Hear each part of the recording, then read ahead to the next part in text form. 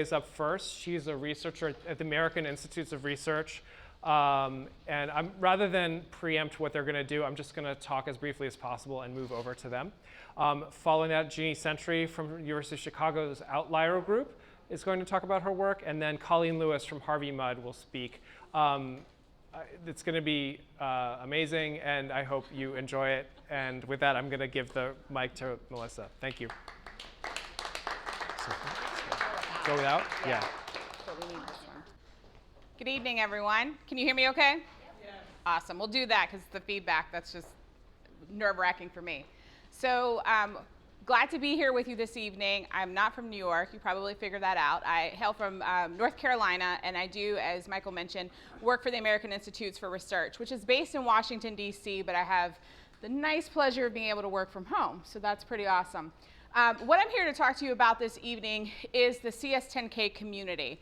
If you're not familiar with that, CS10K is a broader initiative by the National Science Foundation, where their idea, CS10K, was that they wanted to help to build 10,000, 10K, computer science teachers, particularly in high school, and help to support those teachers through a variety of projects. So they've been funding universities, other organizations to help support the training and preparation for those teachers through their CS10K projects. And it's primarily been for those that are supporting either the Exploring Computer Science or the Computer Science Principles courses in high school. We have the pleasure of serving as the virtual home for all of those projects. And so, again, the idea is, and they've been funding this for several years now, they're up to about 40 projects. And so they asked us at AIR to provide a space where people could come together across those projects. So I'm going to talk a little bit about the CS10K community and how we help to translate research into practice. As you all know, it's a very exciting time for computer science education. You all here were ahead of the curve with this CS for all idea. Then the president comes along and he wants to preempt that, still your whole idea and everything like that. And as we're thinking, though, about the expansion of computer science education, we know that it is, while it's exciting, it can also be overwhelming. Because as teachers, you're very, very busy people. As those that are supporting teachers, there's so many different initiatives and ideas that are going on. And so it really is hard. It can get really cluttered in figuring out where to go. So what I had on the screen here was just a few places. So the P at the top represents Piazza. That's a place where there's like a learning management system where a lot of the projects we support, teachers can go and be part of a community there. There's Facebook groups. There's Google groups. There's Twitter chats. There's the AP teacher community if you're connected with computer science principles. And then, of course, the CS10K community. What we believe, and kind of my personal philosophy is, we're not out here trying to be like super territorial. We're not trying to take over for everything because we realize there's a lot of great people doing a lot of great things in computer science education. But what we're trying to help do is to say, okay, if you want one place to go or you want a starting point, we're going to welcome you there. So I'm going to talk a little bit about what we do. My background is actually not in computer science education at all. I was a former third grade teacher, so I taught all of it. But I do say that I remember when we were responsible for taking our kids to technology, and all of a sudden I was responsible for all these things and kids in front of computers and everything like that. It was definitely overwhelming. And so even though I've gone into different roles, I have always stuck with the belief of, I know teachers are busy people. I mean, that's just a given. Anytime you talk to teachers about what do you need more of, the first thing you're going to say is, well, you might say money. Time is probably like a bigger commodity that is so hard and just not being sure where to go. So the work that I've done through the years is about supporting teachers online through virtual communities of practice. And one of the things that we know is that learning takes place in myriad ways. You as teachers, you have different interests, you have different needs, you have different time available. So what we try to do is not create a one-size-fits-all approach, because no, it's not going to work, but offer multiple layers of engagement of ways that you can get connected with us and ways that we can help support you in your learning so that you in turn can support your students. Some engagement strategies, things that we've done. So over the past year, we've welcomed 1,000 new members to the community. It's completely free. Anybody here, if you're interested, not a member, you're welcome to join. We've done 30+ webinars. We've actually brought in 40 plus teachers and experts, including a couple of these ladies here that have helped us with some things over the years. We've launched monthly CSNYC Twitter chats, and we had a theme for Connected Educators Month and hosted a CS Ed Week photo challenge. We've done all these things that's like, okay, we know that teachers are busy folks. We know that they need information. How can we help to better support them? So our idea is this. Yes, we are the American Institutes for Research, but it's not that we're technically the ones going out and doing all the research around computer science education. Some of these ladies are doing wonderful things, but what we try to do is to provide learning opportunities for teachers. So for example, we had a webinar series with Gail Chapman, who was one of the co-authors of Exploring Computer Science, where she led folks through how to broaden participation. You know, that's a big issue in computer science, that yes, it's great, we get courses that are started and things like that, but sometimes it's not as representative of the student population as we want it to be. So how can we ensure that our recruitment strategies, our actual in-class support activities can help to make sure there's a more diverse student population? So what we had was a Gail to come in, host these 1-hour webinar sessions. If you can't make it, we record it for you. And then you can go back, and she gave practical tools of what can you do to develop your plan to try to broaden more participation in computer science. So that's one way that we're trying to help to take all this great information out there and translate that research and best practice into things that you can use in your classroom. Another thing that we've been doing is around curated content. I remember very well as a teacher, and this was even before, you know, we had such great search engines to be able to find stuff, but you'd go, okay, I don't know where to start. So you go and you start looking and you get hundreds of options. You don't really know where to start. So another thing that we've done, trying to help, again, translate research into practice, is we started curating content. We actually got a couple of super smart computer science teachers to come on board with us and serve in sort of a leadership role to package things together by certain topics. So for example, if you're trying to teach abstraction, we have a curated content package around abstraction. And again, it's not meant to be an anthology of where it's end all be all everything, because that would be almost even more overwhelming. It's more of like, here's the starting point. If you're not sure where to go or where to, you know, how to get started, here's some resources that'll help bring you down that path. And the final way that we're helping to translate research into practice is around the ECS assessments. Again, the Exploring Computer Science class, which is one of the introductory high school courses, we've partnered with the folks at SRI Education, and they're developing assessments and the accompanying rubrics for units 1 through 4, as well as a cumulative assessment for all 4 of those units. And they've also done webinars for us so that you can go back and listen to them later in case either you weren't able to be there live or you want to go back and listen to it later. So again, when we talk about research to practice for us, that's not necessarily actively doing the research ourselves. It's more about providing opportunities as part of this virtual community of practice that allows teachers to more easily implement those things by us packaging it together and all the stuff that's out there. So that's what I had for you, very short and sweet. But I do have, there's time and opportunity for questions. This gives a few ways that we can stay connected. Our website URL, which again, you're all welcome to join the community. All the activities that I mentioned are completely free, and you're welcome to join participate as much as you're able. Follow us on Twitter, and then there's my direct email address there. But any questions? Yes? So, how active has the website been in the groups? And so do you look at that and see, are they really growing? And right. One of my biggest, so I think it's a wonderful idea to do this for just a giant group, but I find that people sort of get more involved in much smaller groups. And so it's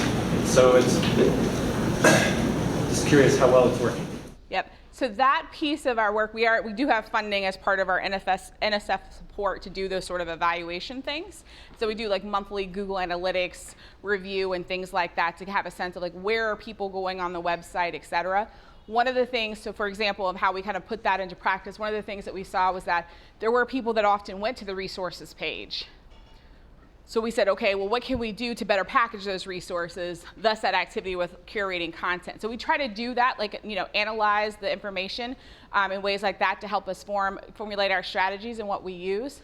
You have an excellent point, and that's one of the things that I've said. I think I've been doing work with virtual communities of practice for like a decade plus now, and when I look at the last organization I worked at, we talked about this, of how there really is, one of the troublesome things is figuring out how do you even measure how well people are engaged. What does that look like? Does it, because it's hard to do necessarily. You can look at it in one sense of like, we have this number of discussion threads, we have this number of responses. But when you think about yourself individually, how often do you really go and respond to things? You may read it and take it back and put it into practice, or you know what I mean? You take something from it, but it's very rare for people these days because we're so overwhelmed. It gets back to the other part, and there's so much there. So to your point, it's a very good one, and that's why we're trying to figure out, it's not a one-size-fits-all strategy. We do different things so that we figure, okay, if we try a broad swath of things and activities, hopefully there'll be something in there that works for teachers. But it's an excellent point, and it's a difficult one that we've been trying to figure out of how do you get to that exact number of true engagement, and what does that mean, and what does it look like? Right here. So you're talking about research into practice. What is the source of the research? Like, where are you? It's a variety of different places. So for the 3 examples that I used before, the broadening participation, Gail Chapman and the folks there at Exploring Computer Science have been doing a lot of work around this issue of broadening participation and what that looks like. So she was pulling in that experience that she's had, the research that they've done, the activities that they've tried to implement as part of the ECS curriculum. So that's one example. The curated content, that's from a variety of places as well, like going across and looking at information from there. The ECS assessments, and again, these are just 3 examples, but it gives you a sense of how there's a diversity there. There's a lot of work behind that around learning science, about validity of assessments and things like that. They've gone through, they've done pilot studies and the implementation in the classroom and done revisions and things like that. So it's really from a variety of different sources depending on what the particular strategy or product is.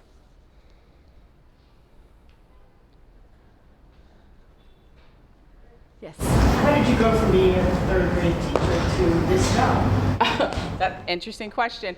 Series of activities through grad school, and ended up at an organization that worked and did things around a lot of their work through a virtual community, and that kind of led one thing to another.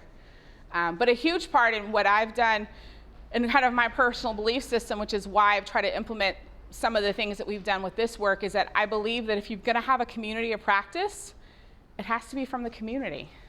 A lot of the stuff that we do is because teachers have said, this is what I'm interested in, this is what I need, this is what we feel like will be most beneficial. So we're always looking for ideas and ways that we can tap into teachers as leaders themselves, because we can go give you stuff and we can package and things like that, but we're not the ones in the classroom every day.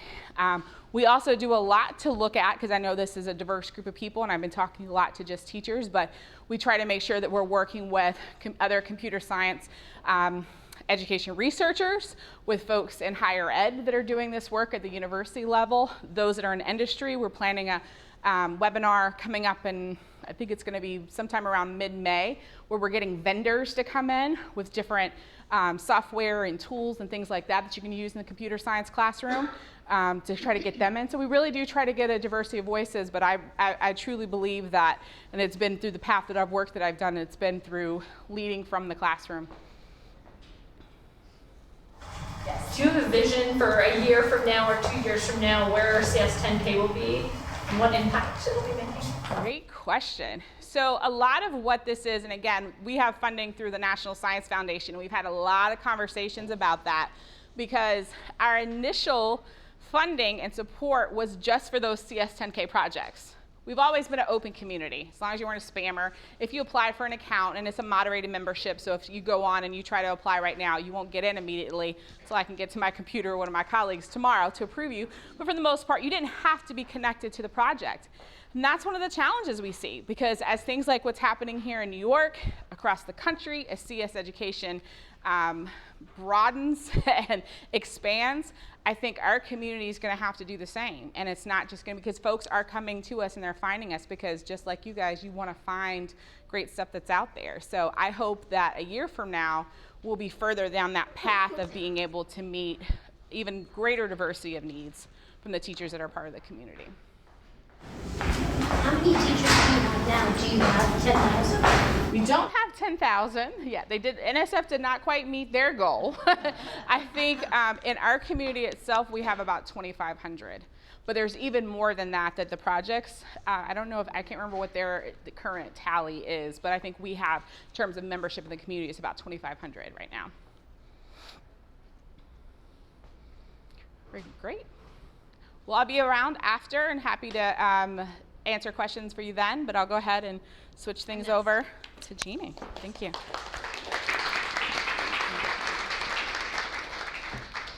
First, I want to say that it's such a pleasure and an honor to be here tonight. I just came from a meeting, the American Education Research Association meeting, and it's full of researchers and now I sound like a yoga teacher. Like the energy in this room is like 5 million times better than the energy in those rooms. You know, like some people are like energy givers and some people are energy suckers. And enough said about that. Okay, so I know this is about translating research to practice, but I'm not going to talk about that tonight. I'm actually going to talk about research and practice. I'm going to talk about research work we're doing with practitioners right now. And what's terrific about this work is that it's work that could not be done by either of us on our own. We really need each other. It's a real partnership. And those of you who are in any real partnership knows that it takes a lot of work, but it's really worth it. So I'm going to talk about that work that we're doing. First, I'm just going to talk about the problem that we're addressing. And then I'm going to tell you a little bit about the work. And then I'm going to talk really quick about the partnership itself. And then you can ask any questions, of course. But first, I have a question for you. How many of you are high school CS teachers? Okay, how many of you are teachers of other grades? How many of you are not teachers? Okay. How many of you have ever heard of CSP? Okay. All right. Awesome. Okay, good. Just wanted to see who I'm talking to in the room here. So, so this is a researcher-practitioner partnership to bring CSP, computer science principles, a new course coming out, to students who learn differently. So I'm going to talk about the kids who learn differently. So you've heard a lot of talk about broadening participation in computer science, broadening participation. And when people say that, they often talk about girls, women, girls. They talk about underrepresented minorities, and that usually is referring to African Americans, Hispanics, broadening participation. And there's another group that's underrepresented in computer science, and that's kids who have learning disabilities. We call them kids who learn differently. And I was reading some information just today, and it said, I think that 17 or 19, I can't remember, 17%, I think, of kids in the New York City schools have diagnosed learning disabilities. 17%, almost 1 in 5. And there are issues about overdiagnosis of some kids in populations and underdiagnosis. We recognize all of that, and that's not the issue we're addressing in this work. Whether or not a kid, whether or not a kid is diagnosed with a learning disability, for sure, it's like almost 1 in 5 in New York City who is diagnosed. So when we talk about kids, it did mess up my slides up there, didn't it? That's funny. Learning disabilities. So we're talking about kids, they're called specific learning disorders, and they're things like reading disorders like dyslexia, writing disorders called dysgraphia, disorders pertaining to mathematics, dyscalculia, I will tell you, I didn't know any of these words until I started this project working with my colleagues who are experts. And then we're also talking about what you can't see there, which is kind of ironic, because that's the part that talks about attention disorders. So it's funny that in translating my slides over there, right, kind of funny. So there are attention disorders, so things that we've heard of, attention deficit hyperactivity disorder, but also like visual processing disorders, auditory processing disorders, executive function disorders, all of those kids. We call them kids with learning differences. And the most important thing to remember about the kids is that they're smart. They're as smart as the rest of us, smarter. And they're not intellectually disabled. They just learn differently. So our project is about creating opportunities for them in computer science, just like every kid should have. Okay, so this is one slide on the project itself. So we're working with computer science principles course. So for those of you who don't know, the College Board has created a new AP computer science course called CSP, Computer Science Principles. It doesn't replace the existing AP computer science course. It's a course with a different intention. And it has the intention to broaden participation in computer science. And there's a project going on right now in New York City with one of those programs called Beauty and Joy of Computing. And then there's another set of materials developed by the organization Code.org. And then there's many other groups who have developed materials to teach CSP. And we're working with these two programs and the developers of these programs. And the idea is we're looking at some of these lessons, and we've worked with them to develop a pilot right now.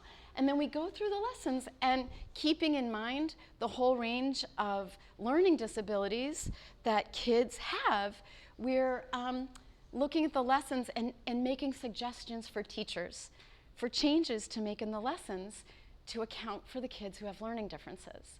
And then we're testing them out. And in fact, our pilot starts tomorrow. I'm not there, but I'm really excited to hear how it goes. So this is who we are.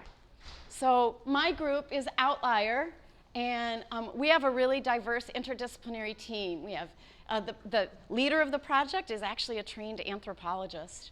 And that's me. I'm trained in science education. That's me, the science education researcher. And we have someone who understands human development. That was her training. And we have a former teacher who's an expert in curriculum writing. So that's like our team. And then we work with the Wolcott School. So the Wolcott School is, they call themselves, they're a private school with a public purpose. And they're a private school for kids with learning differences. And they draw kids from all over the greater Chicago area. I can give you the figures if you're interested on the demographics of the school, but it's very small. Only 80 kids in the whole school, the whole high school. And they all have learning differences. And so this was the perfect place for us to do a pilot of this kind of work before bringing it to bigger populations. Part of the reason, as I'm sure some of you might understand, is that in this school we can actually have access to all of the students' private information about what their learning disabilities really are, which is very difficult when you're working in larger public settings. So this is a great place for us to do this first bit of research with them. And this is the team. So there's a special education expert who's the head of the school. There's learning disabilities and learning strategies specialist at Wolcott. The school psychologist is on our team. Of course, the computer science teacher is on the team. And then we have another computer science teacher we're working with. And then we work with the kids, and that's the best part of this project. So the kids are not just subjects in this work. We actually work with them. They have, the kids at Wolcott take a course called Learning Strategies, where they're taught to be advocates for themselves. And so they know what their learning disabilities are, and so they make plans to build on their strengths and address their weaknesses. So part of our research is asking them to give us feedback on what we thought were going to be good adjustments. So they give us written feedback or verbal, depending on how they communicate best. They give us feedback written, and then we interview them as well. And basically we're saying, did what we think was going to help you, did it work? because the kids, of course, are the best people to tell us if it's working for them. So this is all of us working together. This is our research practice partnership, teachers, kids, researchers, all working together. Okay, so I want to talk about the parts of our partnership and why it works. So first, we committed to working on this problem together. We cared about providing access for kids with learning disabilities to see us. They cared about that. So we said, okay, well, let's see how we can work on this problem. And interestingly, Wolcott doesn't have any AP courses. In their experience, right, AP courses, the AP test is a test that isn't particularly well designed for kids with learning disabilities. So they have honors courses, but no AP. And I was like, oh, I hear about this. There's this new CS AP course that has tasks as part of the test. So that might actually lend itself better to the kids at the Wolcott School. So they were open to that and providing that opportunity for the kids. So we were very committed to working on this problem together. We got funding from the National Science Foundation to do the work. And we didn't just sit and write the proposal, and then we sat down together. And we talked about what was the project going to look like, what was possible, like how could we field test, how were we going to work together, where was the money going, who would get how much money, and we spent a number of Sundays, together working on the proposal, and we got funded. So that was awesome. And we also committed to sharing leadership. So we have a co-PI, they have a co-PI. And we respect one another's expertise. It's one of the qualities of a true partnership is that each brings something to the table to create something you couldn't create on your own. We know about doing education research, we know about curriculum materials, they know about kids who have learning disabilities and how to serve them.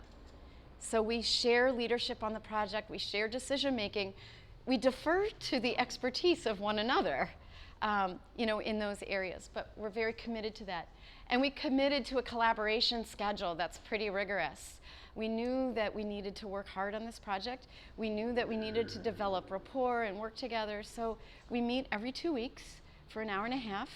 And you're in schools, that is not easy to carve out an hour and a half for a whole team of people to meet every 2 weeks, not to mention the communication that goes on in between that. Our pilot starts tomorrow. We're meeting every week to debrief what's going on with the pilot. And it's hard. It's hard. It's hard work, and it's how we're getting the job done. And we also, from the beginning, we said, well, if we don't get funding on this, we'll keep working on this problem. So it wasn't like we came together to get the grant, and then if we didn't get the grant, we'd go our separate ways. We, were kind of, okay, let's work on this for the long haul. So those are very important parts, that have to go into this kind of a partnership where you're really, you're like elbow to elbow, like rolling up the sleeves, everybody to solve the problem, bringing what you have to the table. Okay, so I want to take a few minutes to show you some of what we've done, because I think some of you, especially who are teachers, might be interested in that. So first we had to become bilingual, right? So by that I mean, we're in meetings and they're talking about this disorder and that underlying process. And we're like, what are you talking about? We didn't know what they were talking about. And so one of the things we did, I said, isn't there a list of disorders? And isn't there a list? They're like, there is no list. There's no list. So I was like, we gotta make a list. And so we made this list. They made this list, really. We worked with them. Here's categories of disorders. And then here's sub-disorders. And then we learned that these are just labels on the kids, right? So these are just labels that the kids get when they're diagnosed. But what's really going on is these underlying processes that you need to address. So it's a teacher, you might know that a kid has a reading disorder, but that doesn't mean anything. You just know they have a reading disorder. But the reading disorder could have to do with phonological awareness, retrieval fluency. I'm like, what's retrieval fluency? So now I know what retrieval fluency is, right? like we're learning what these things are, processing speed. And processing speed can affect math, it can affect language. So we're learning this. And so when we're writing our adaptations, we're not saying this is for kids with reading disorders.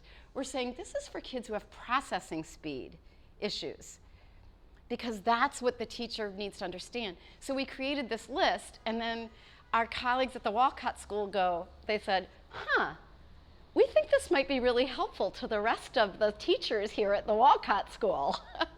So they gave that out to them. So that was immediately helpful to the rest of the teachers and helpful to us. So this was our list.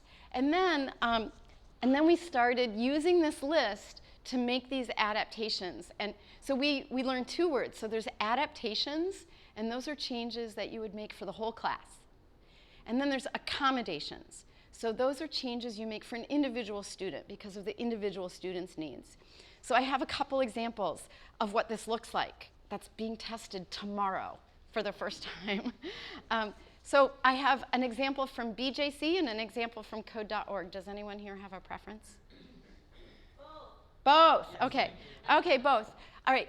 I don't know if you can read this, but I'm going to take you through it. So part of what so we learned all about this language from them. What they had to learn from us is how to systematically organize yourselves, how to systematically document the changes you were making so that we could then process it and report it out to the world, right? So what you see here is this is just an excerpt from one of the templates we use for the Wolcott team really to make the changes. So what you see here is so you see BJC adaptation section of the lesson. And then on the right, they said, well, the section it's on so these have student-facing and teacher-facing materials. So you'll see they said teacher side. So this is the teacher-facing portion of the BJC lesson that starts students will. Like that's a section of the lesson. Students will, and then it says something. And then you see that the learning specialists at Wolcott identified this. Students are asked to analyze a visual script. And then they said, this might be challenging for some students. And then they say why. The disorder that makes the task a challenge. And they said, well, a math disorder, accurate math reasoning. You'll see these numbers and letters. Those are keyed to the list I just showed you of disorders. Associated underlying processes. So I just showed you those processes. And this is why. So kids who have a procedural memory problem or visual pattern recognition, they might find this task hard, analyzing a visual script. Like they're asked to do in the lesson. And then they say why this is challenging, because ultimately we're working with the creators of these instructional materials to make notes to teachers who are out in the field.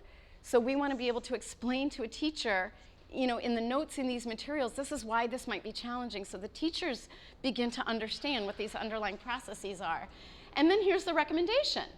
So check for understanding during conversation, prepare to demonstrate and illustrate these if-then statements. So these are suggestions for the teachers that might help kids who have these particular disorders manage this particular task in this particular part of the lesson. So they did this for 10 lessons that we're piloting in the spring. And then what will happen is the teacher at Wolcott will decide which program she prefers, and then we're going to make adaptations for the entire program, and she'll teach the course starting in the fall with those adaptations. Here's another example. This is from code.org. So you can see section of the lesson.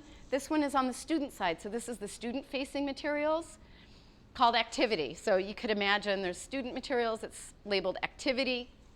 And then the task is they're expected to understand and acquire new vocabulary introduced in the background section. So this might be hard for kids who have language disorders and attention disorders, just learning a bunch of vocabulary. And here's the underlying processes, right? Like they have verbal reasoning problems, or they have listening comprehension issues. And of course, this to an uninformed person might look like boredom. It might look like misbehavior. It might look like, just not paying attention. But this is what's going on for these kids. Why it's challenging, right? Because the vocabulary is introduced too quickly in too short of a period of time. Or they might get confused when they hear words that they already understand as having one meaning, like loop, and then all of a sudden it has another meaning. That can be hard sometimes for kids to process, especially kids who have some of these underlying processes going on. So here's the adaptation recommendation for the teacher about how to make the lesson more accessible to those kids. One of the things that you might notice is that some of these suggestions might just be good adaptations for all of the kids in the class. That's an open research question, right? Because we know that anything that helps teachers differentiate, right, for the wide variety of kids you have in the classroom, you know, right, that's going to be good. And so, you know, it's up to you, teachers, to know your kids and know what their needs are. But hey, what the heck, right? The more suggestions you have right in front of you, the better. So these are adaptations. I'm just going to show you one accommodation. I can show, if you're interested later, I can show you later. So this is an example of accommodation. So this is the kind of thing that would happen with just one student. So on the student side, it says, like, think out loud, take it further. So it just says, take it further. Like, so the kid's like, take it further? Think out loud? Like, what does that mean? I don't know what that means. You know, and right, so it says attention disorders, like the kids, like, you just say, okay, take it further, discuss. You know, so you probably know the kids I'm talking about, right? They're like, huh, what? So kids who have, that's hard, right? So kids, the underlying processes are like this kind of sustained focus and alertness, or planning, or cognitive flexibility. Why it's challenging. They have difficulty with the experimental processes built into some of these labs. Like they don't know how to just go, oh, just explore. Like, right? They don't know how to do that, not because they're not smart, not because they don't want to, because that's just not how their brains are wired. They need support in a different way. So this suggests, you know, explicitly provide the guidance for the students, prepare stepwise procedures. So all of you might know kids where you go, oh, I want you to do this, this, this, and this. And like they do one, right? But if you give them a list, then they'll do the list, right? But they can't hold it in their heads. So that's just an example of an accommodation for one individual student. Whoops. Oh, so here's the takeaways. These are the takeaways, right? So that we ask when we talk about this work, we ask you to consider, which is when you're talking about equity and broadening participation, remember to include kids with learning disabilities. Oh, well, you saw the title, right? We call them the hidden underrepresented group. And, right, they're hidden in the girls, right? They're hidden in the minority groups that we refer to. They're also hidden in the boys, right? They're hidden there. And they need that voice as well. And remind other people to do that too. The partnership, like consider how partnerships might benefit you. You know, this kind of collaboration, you know, having the opportunity to work closely with people in their worlds, you know, it broadens, not only does it benefit the work, you know, but it broadens you. You know, it gives you an opportunity to view the very same problem from someone else's perspective. And that's always helpful and helpful for solving the problem. And commit, commit to this, that learning disabilities are not a prescription for failure. You know, that kids with learning disabilities, like there's no limit to what they can do. There's nothing wrong with them, right? We just have to find the ways to teach them in ways that they can learn. So that's what this project is about regarding CS. And then just a couple resources for you. There's leadcs.org. This is just, it's a resource we've created for people who are interested in leading computer science efforts. And then there's this group called Access CS10K. They focus mostly on kids with physical impairments, but they also provide some resources for kids with learning disabilities. And then there's some information about this coming out in the May CSTA Voice. And then any of you who might be going to CSTA will be presenting there. And we wrote a paper on this. If you want all of this information, just give me your email and I'll send you the paper, because it'll have all of those, more examples even than the ones I showed you. Anyone have any questions? Yeah. I have a question about the Wolcott School. Is it an Orton Gillingham school? I don't even know what that is. It's a technique for teaching dyslexic children how to read. I've never heard that mentioned. So the kids, some kids do have dyslexia there, but some kids don't. So I wouldn't be surprised. You know, I haven't sat in on a reading class there. I don't know the answer to your question. Sorry. Yeah. Hi, this is really interesting, fabulous presentation, fabulous project. I have a daughter who has ADHD, and it occurred to me that all of those accommodations and that you were talking about are things that we do across the curriculum for her. Sure. And I wondered to what extent your accommodations are computer science specific, or do you think these are things that also work across the curriculum? Yeah, we talk about that a lot, actually. And as I mentioned, you know, some of the benefit, of course, that the Wolcott School sees is that they have this time to be thoughtful and consider some of the adaptations that they might make and provide for some of the other teachers. The way that they work at Wolcott is the teachers are content area specialists. You know, so they're not specialists in learning disabilities, and they partner with the learning specialists there. So we do talk about that to some extent. At the same time, we're looking at the specific elements of computer science that are going to lead to the teaching challenges. So I think the answer to your question is both, right? We look at the specific challenges of teaching CS and what that means for kids that have all of these different kinds of disorders, you know, and associated underlying processes. And when you come up with the adaptations, it's kind of like what I was saying before. Like many of them, one of the things we struggle with and have to work with the teachers on is like they just want to make the lesson better. You know what I mean? It's like, well, we're not rewriting the entire lesson, you know, like, because that's beyond the scope of what we're trying to do. But a lot of the ideas they come up with, you go, well, this is just better teaching, better teaching. So I think it's a combination of those things. Some are very CS specific, and they're all keyed to these little parts of the CS lesson, and a lot of them are really quite transferable. Yeah. I have a question, but I also wanted to just piggyback onto what you just asked. I work in a District 75 school, which is self-contained special education, and I'm a STEM teacher. That's my day job. In the evening, I'm an adjunct professor for English, and I use adaptations even at the college level, because you never know what ability, or I should say, there are a wide range of abilities in the classrooms, whether I'm teaching in a self-contained special education classroom or in a college English course. So the accommodations I know is for the individual, but the adaptations broadly I use many of what you said, and it works in a variety of courses and topics and age groups. So, but what I wanted to know is, any of the students that you are working with at the what's the name of the school? Wolcott. At the Wolcott School, are they students with severe cognitive or communication disorders? No. So the Wolcott School is for kids with average to high intelligence. It's college preparatory.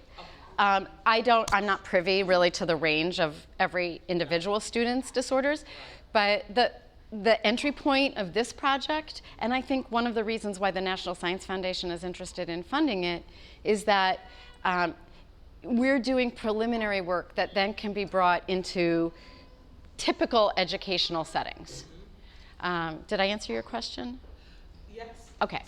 Okay. All right. Maybe two more questions, and I want to make sure there's plenty of time for the third presentation. Yeah. Yeah. Yeah. You said sure. you had. Can you be more specific about the type of learning differences that most of the students have at Wolcott? And I can. I have to check my notes because I have this information very specifically. So this is the kids at Wolcott. 30. Let's see.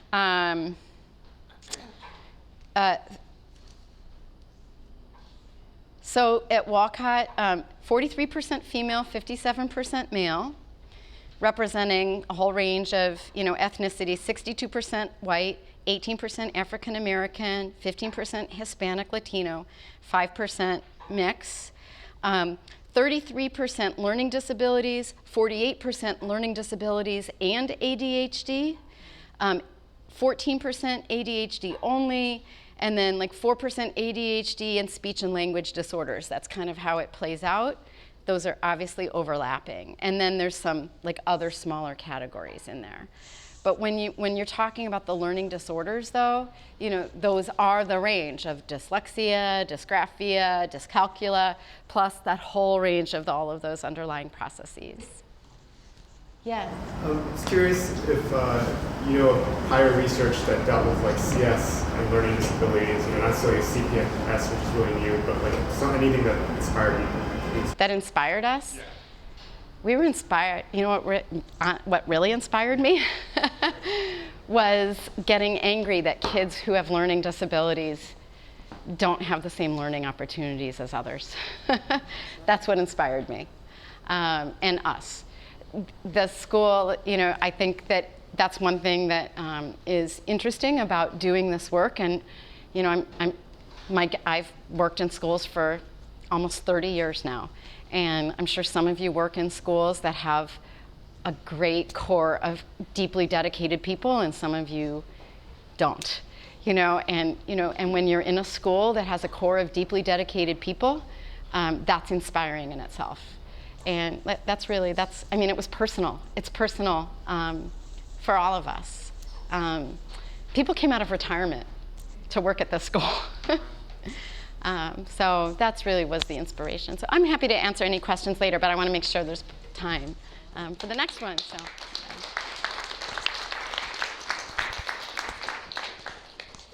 I'm Colleen. I'm going to be talking to you about tips for reducing bias. So I'm a computer science professor at Harvey Med College in California.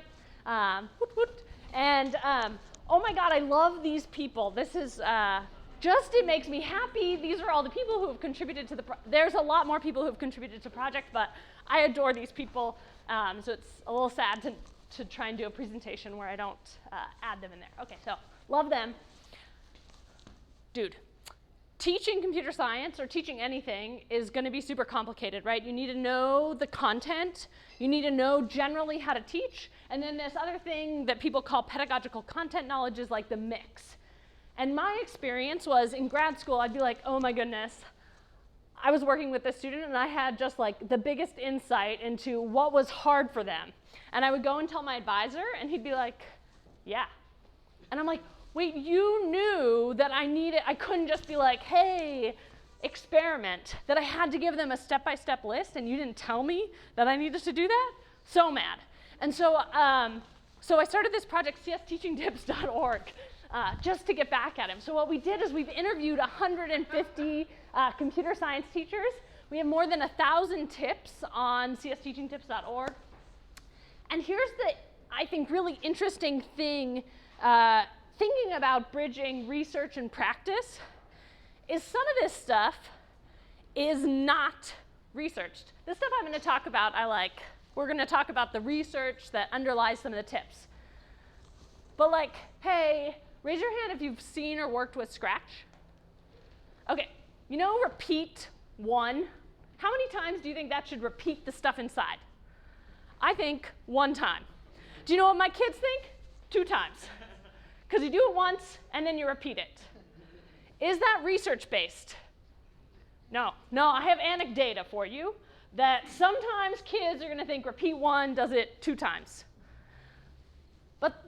But there's this stuff there from teachers' experience that's just super, super valuable.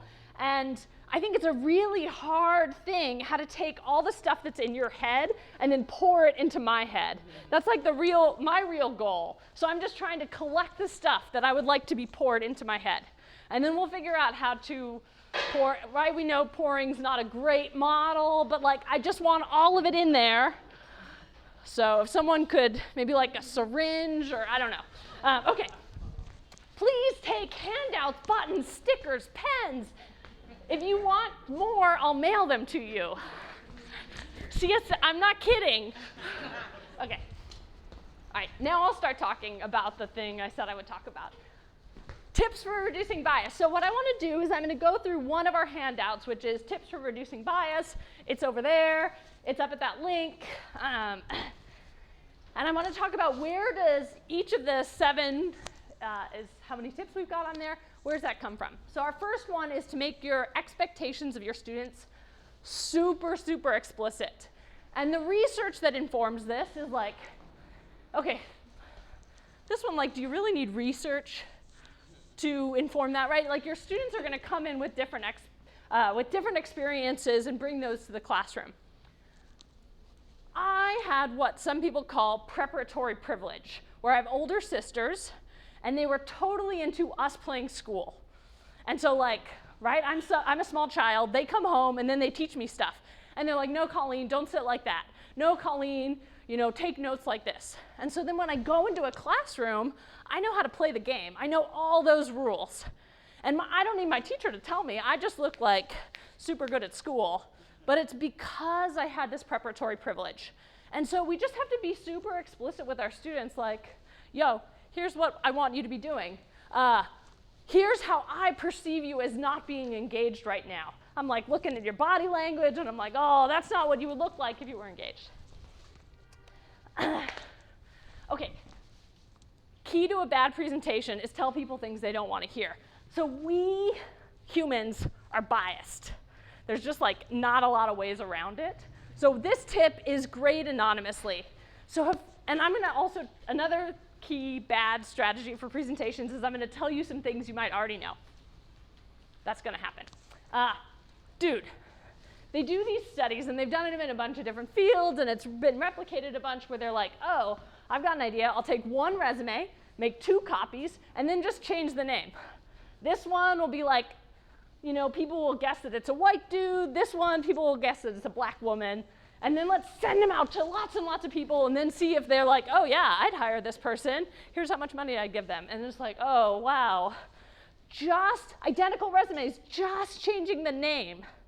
And they often are like, oh, this one people are going to guess is a white man, and this one people are going to guess is a white woman. Whoop. White woman, they're going to hire less often. They're going to offer less money. It's like super sad. And you're like, oh, but like, you know, I'm female identified. I wouldn't do that, you know, as a white woman, maybe I'm racist, but I'm not sexist. No, yeah, I'm sexist. So they send it out to lots of different folks, and it's not like a big difference, or I haven't seen reported differences based upon the identity of who they send it to. Just living in American culture, you're absorbing these stereotypes and these biases into your pores.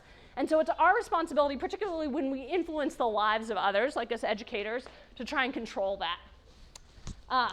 So I try and grade everything anonymously, and I don't. My students' names are always there. I just don't look at them when I grade, right? It's not, and if I accidentally see it, okay.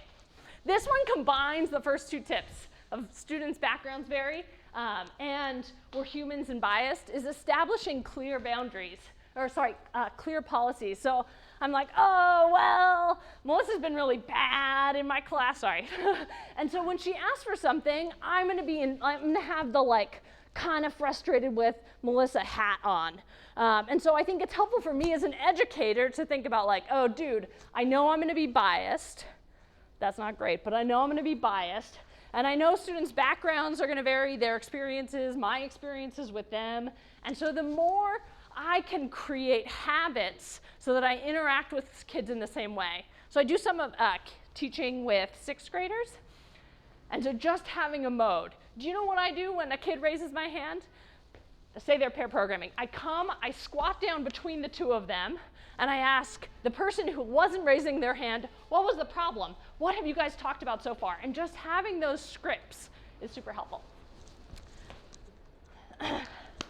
You're like, I teach not that many students, college professor telling me to learn my students' names. But here's the thing is, dude, people, they like document that it's harder for people to distinguish faces of races not their own. So I grew up in a family, my parents are both white, my sisters are white. It's easier for me to distinguish white people's faces, okay? I learn all of my students' names, right, where I like get them. But what's really important is like really, really having them. Do you know what I mean? Like you don't have to think about it. So what I do is, knowing this research that I'm going to have an easier time distinguishing my white students' faces, I spend a lot of extra time learning my non-white students' faces, right? I need to practice those more. I need to dedicate a lot of time and energy to that. And the reason why this matters, another piece of research, is kids' sense of belonging in the classroom is super relevant to their engagement, their persistence, their interests, all those things. Belonging matters for that. And I think knowing their name, being able to connect with them, it's just one piece of belonging, but I think it's not bad advice. Okay, this "we are biased" one is kind of a theme. And this one about managing your biases, I think is, you know, a lot of times in the media we're like, oh, this person is bad. How do we know they're bad? They're racist. I was just like, well, okay, cool, but I think it's reasonable if you were like, oh, Colleen, you're sexist and racist and ableist and a bunch of other things, but I don't want to be. I'm not consciously, but I'm living in this American culture. And so what's really important is, I think there's varying opinions on this sort of, have people heard this like call in versus call out? Calling out is like, what? Melissa just said this sexist thing? Oh my goodness! Saying sexist things is bad. Whereas calling in is like, oh, Melissa, let's talk about that. Let's talk about how that, like, where could that comment have come from? What are the biases in our everyday lives that could have shaped that attitude or that statement? And really thinking about like, oh, let's educate folks. I'm sure there's times for calling out, but I think it's really important to cultivate in your life people that you can be like, yo, this thing happened.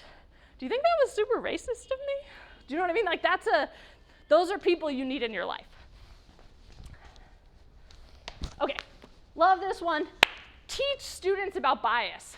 I think this is really important for them, information for them to understand. And some of you are like, oh my goodness, I teach kindergartners, this is not appropriate. Cool, I trust you on that. Research suggests that students are aware of racial stereotypes as young as like second grade. Okay, so we don't want to talk to kids about it, but kids are aware of those stereotypes. And helping kids understand that, you know, these stereotypes are not real things. They're socially constructed things. So this point up here at the top, particularly around computer science, Nathan Esminger, this is videotaped, at Indiana University does rad work documenting like the history of computer science and the ways in which these stereotypes about computer scientists being sort of isolated white men who have no sort of atypical social skills was constructed throughout history through these sort of various means. So educate students about that so they can be like, oh, well, yeah, there's a stereotype, but that doesn't have to apply to me. And have people heard of stereotype threat?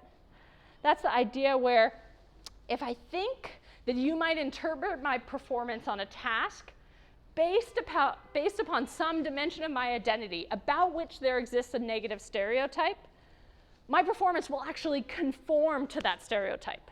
Okay, so as a woman, you might think I'm going to be bad at math, and then you give me a math test, and maybe you remind me that I'm female identified, and then I'm going to do worse. It's not great. But yeah, that's just not great. But okay, I think the last one. This is like, you know, teach a person to fish. Oh, give a person a fish, teach a person to fish. Okay, whatever. Well, yes, here's me teaching you to fish, which is listening to students' stories. Have you heard the phrase microaggression? Okay, maybe preaching to the choir here, but if you haven't heard of microaggression, it's these things people say, probably they don't mean to be jerks, but it feels like a punch in the stomach, yeah? And I think really they aren't micro, so they have this cumulative effect where, like, you know, ones that I get now is like, oh, you look too young to be a computer science professor. And people, it's like this strange thing where they're like trying to compliment me, but I think they're really just responding to the fact that I don't look like what I'm supposed to look like as a computer science professor. And they're trying to be super nice, and what I hear is that I don't belong, okay? And it's a strange thing where it's like, I don't even know that I consciously feel that, I just like feel a little punch in the stomach. They're not micro, they have a cumulative effect that really matters. And you're gonna have a bunch of different students in your classrooms who have different experiences. And I find listening to my friends, listening to my students about their experiences of microaggressions helps me become more sensitive in what I say and what I do and how I'm checking those biases. What are the ways in which my unconscious, unintentional biases might be negatively impacting my students' experiences? So, fish. More fish. I'm a vegetarian too, so I don't like. And thanks to the NSF for giving us money to do this. This here really is the CS Teaching Tips project. We've got a bunch of stuff. We'd also love to interview you about your teaching practice. If you happen to be a teacher, we would love to give you some of those flyers and stickers and mail you more. If you do an interview with us, we'll send you a jacket or $50. Whoa. Okay, but now I'll take questions. I know, right? Yeah. Do you have any tips that are like very specific to a computer science classroom? Yeah, and these, you're like, Colleen, these have almost nothing to do with computer science. They're just in the pedagogic category. Yeah, so we have 1,200 tips online, and we have ones that are specific to computer science. An example is a handout over there around pair programming. Yeah. But I can hook you up with some more. I think it's, yes. And if you've got some tips specific to computer science, let's chat on Skype. Yeah. So what's the pair programming tip? Oh.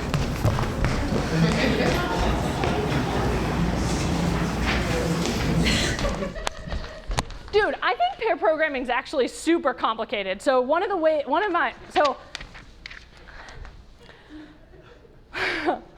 Leanne is just openly laughing at me. So this is like this side project that I have, this CS Teaching Tips thing, but the thing I really do is I research how kids, like 6th graders and college students, learn computer science and feel about learning computer science. And I have a project with my colleague Neryl Shaw at Michigan State, and we're like, yo, what are ways in which teachers can construct classroom environments that disrupt narratives about who's successful learning computer science? And we're like, oh, to look at this, let's look at these interactions between kids when they're pair programming. And so looking at ways in which when kids are sharing a computer, they at times are marginalizing each other. And so we have these really, really discouraging audio recordings where one of our kids, student named Jason, who's a student of color, gets like ridiculously marginalized by his partner, where he's the driver, so he's using the keyboard and mouse, but he's really being treated like a robot by his partner. And so I think the body of research around pair programming is really promising in terms of it increases students' awareness that computer science is collaborative, and it increases persistence and performance in computer science. But I think as educators, we have to think about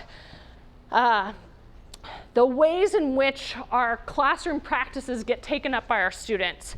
And so if we have super dysfunctional pair programming relationships in our classroom, then maybe pair programming is not a magic wand that makes everything wonderful. And so I think teachers do this in their classroom practice is, the recommendation from a lot of organizations is do pair programming. But I think teachers don't just follow blanket decrees. And so I think it's important to be looking for those micro things. Although one of the studies that we're working on right now is, I was bad at this in 2009 and taught a class and did a bunch of audio recording, and it was a disaster. And the kids never switched, and they were supposed to, and there was like, I wouldn't say physical altercations, but like people were shoved. And then in 2012, we like refined a bunch of strategies for how kids share and switch and yada yada. And we used a mix of pair programming and not pair programming. Many of those strategies are documented here. And we want to look at the ways in which it was way less equitable when they were, when I was a bad teacher. Yeah. Yeah. Yeah. What is the web address of your 12-month kids? CSTeachingTips.org. And it's all over the pens and the stickers and the... Sorry, guys. Yes. Yeah, I'm just wondering, what is the research methodology look like? Not for CS Teaching Tips? Or for your main, not for CS Teaching. Okay, yeah, because that one I'm just like, oh, what do you think about teaching? And then I write it down if I think it will be helpful to other people. But for the like pair programming one. For what the main research that you do. I wouldn't describe myself as doing like one thing. Okay. So, but the pair programming thing, what we did is we like listened to a bunch of audio recordings of Jason pair programming with a bunch of people, and we were like, oh, dude, when his partner asked him a question, that's really nice. Do you know what I mean? That's like a sign of respect. And so are there ways that we can classify the kids' verbal actions within this pair programming interaction that helps shed light on what the sort of relative equity in here is? So in some ways that work started off as super methodological, where it's just like, oh, we think some bad stuff goes down in these pair programming relationships. Are there ways in which we can document that in ways that are meaningful to us and ways that would be meaningful to other people? And so we're like, oh yeah, these commands, thumbs down, asking questions, awesome. We want students asking their partners a lot of questions, looking at overall talk within different modes. So what we were doing is typically referred to as like a grounded analysis or whatever, where you like spend a bunch of time and you come up with a bunch of categories and you figure out what doesn't fit in the categories and you read, yeah, it's not super glamorous. And then, I can send you papers, but I feel like we might be too much in the weeds. I think it's super fun, and I'm ready to talk about it, but yeah. Okay, other questions? But I get our organizers are walking closer and closer to me. Yeah. Yeah. Oh, I'm sorry to not have repeated all the questions. Yeah. Who did your graphic design? Your stuff is stunning. This is so readable. Okay. It's beautiful. Your slides, everything. Who did this? Oh. That's so nice. Okay, so bad idea. Okay. So if you count at the top left, 1, 2, 3, 2 and 3 co-designed the logo, and then we used 99 Designs. We gave them our logo and our like banner logo, and we're like, hey, thank you. Yeah, I dislike graphic design, so I'm glad that actually also Ari is a real stickler, and so I think it all wouldn't have gone down if Ari hadn't been driving the ship. But other questions? Okay, thank you very much.